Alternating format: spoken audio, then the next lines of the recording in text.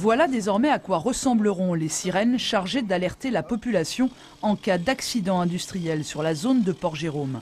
Implanté en 1992, il y a plus de 20 ans, l'ancien réseau devait être revu. Le signal a changé, maintenant c'est un signal unique au niveau national. Donc il nous fallait changer de toute façon.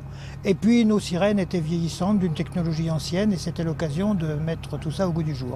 L'autre raison, c'est que le PPI a un nouveau périmètre et que curieusement, bien qu'on ait réduit les risques à la source, les modes de calcul nouveaux font que le périmètre est plus étendu.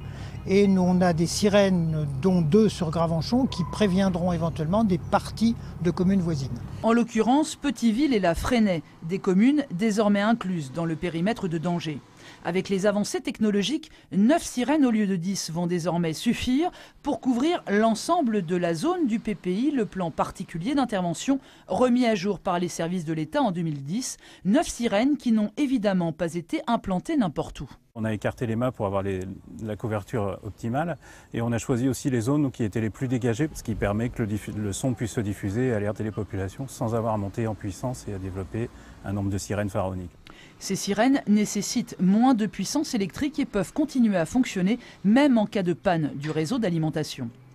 On bascule sur un stock de batteries qui permettent de tenir 72 heures, donc le système fonctionne même s'il y a une coupure plus d'un week-end prolongé, ou que les interventions sont longues, ou qu'il y a de la neige, ou on a des mâts EDF qui sont tombés, on est capable de tenir plus d'un week-end.